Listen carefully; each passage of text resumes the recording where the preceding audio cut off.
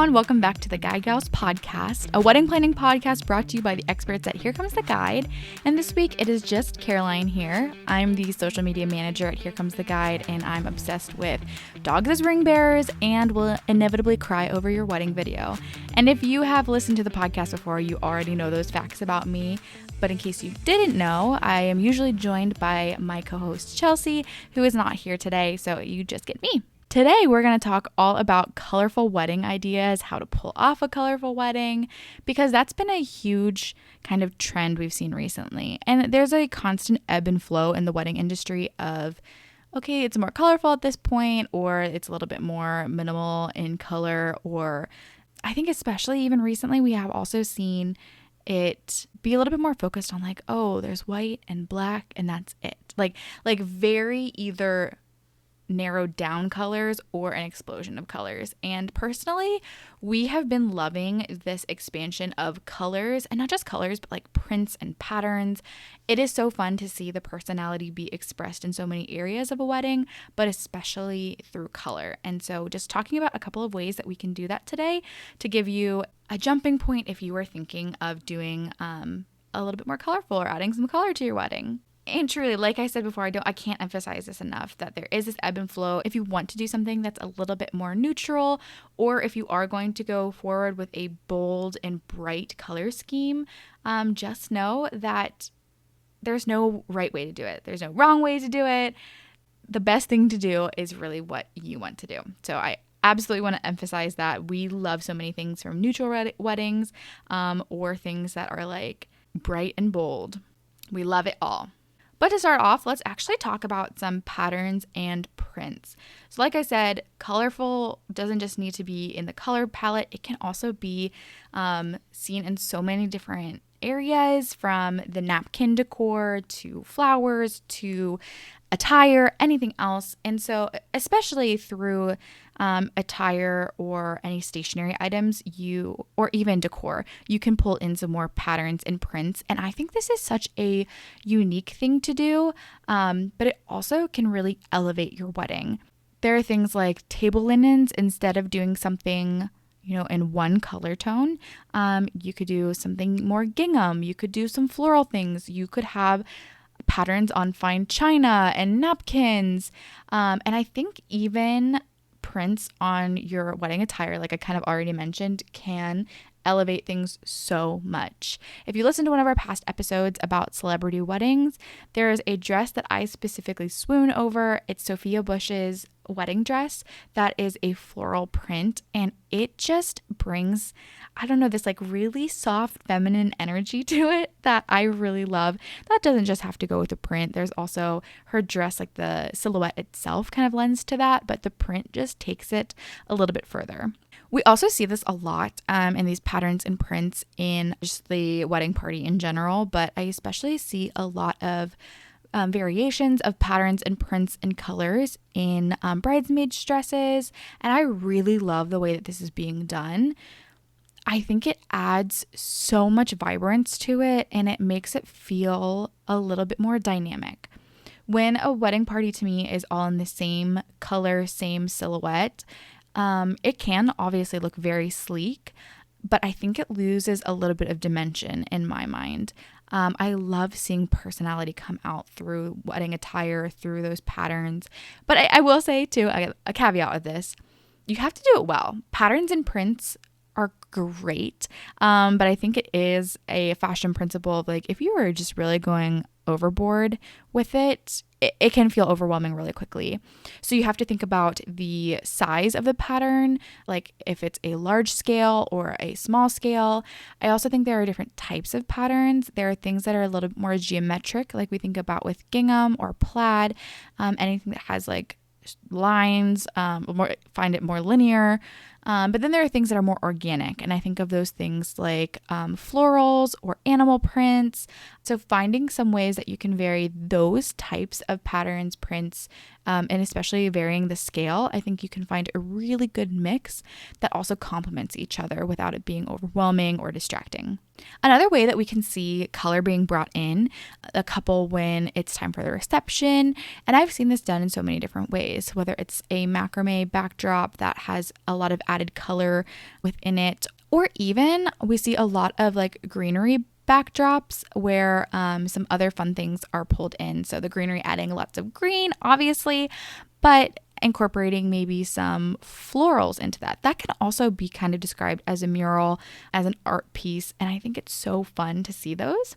And also, I've seen a couple of weddings where they buy a specific art piece to either, frame them for the ceremony or the reception, but then they also use that as an art piece to hang in their house. So it's an investment piece and they're using it for their wedding, and then we'll also use it as home decor. I think it's such a great way to incorporate color, again, that dimension and personality into your wedding.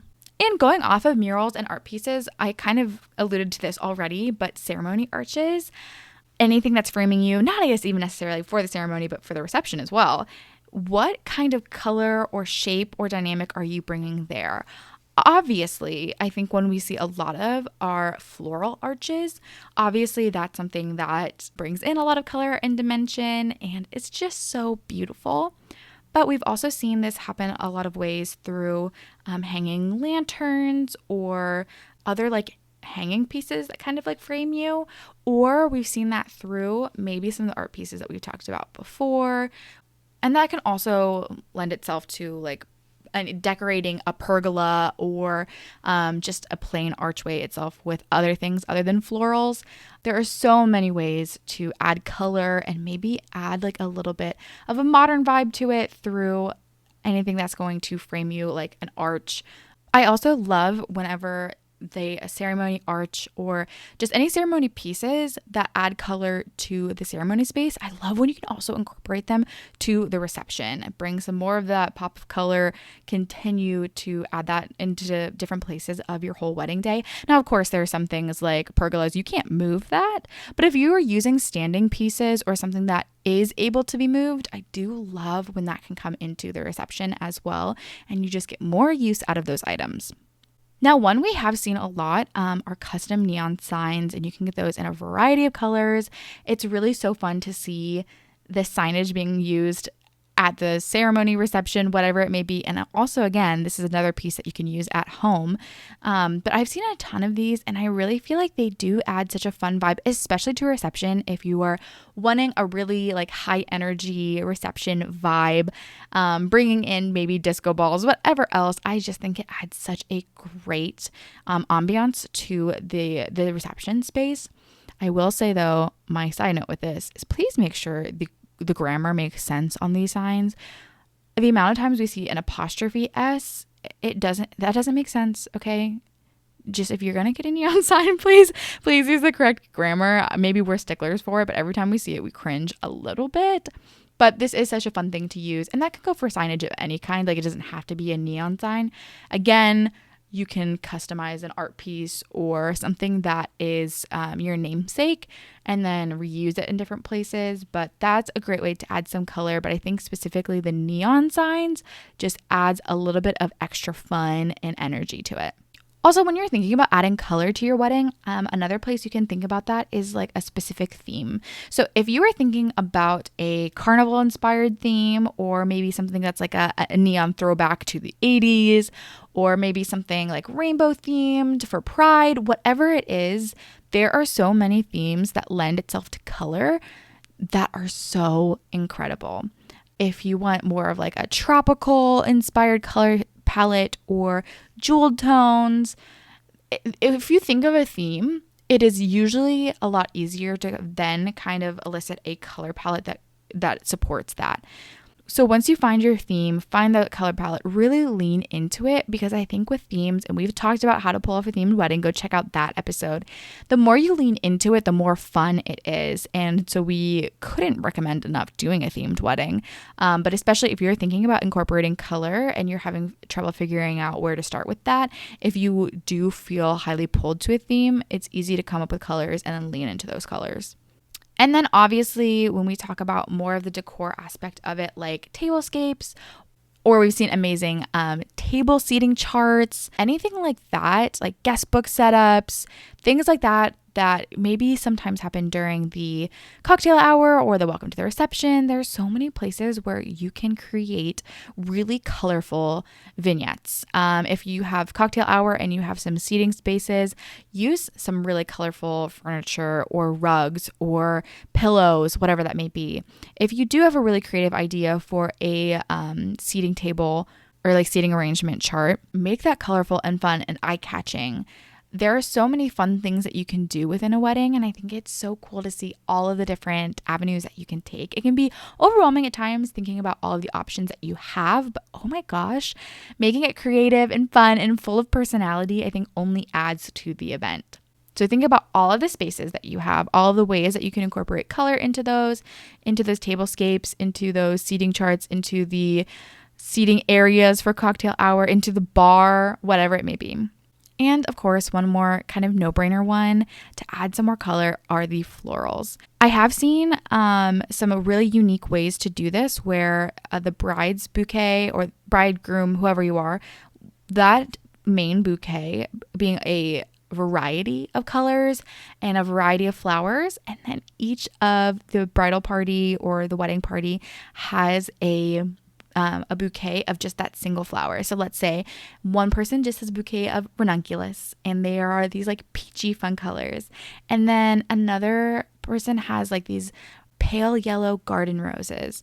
And then another person has maybe some dahlias that are in maybe a little deeper of a pink tone. So we have these peachy orange, pink, yellow. I love that combination of colors. I think having each person in the wedding party have their own like set of flowers is a really cool way that I see color incorporated. And then seeing like the bride's bouquet being a combination of all of those is super fun. But this is an area too where I see if you want to do a lot of color elsewhere and then in your florals keep it really contained, that can make sense too, because then it allows the colors in other areas to pop.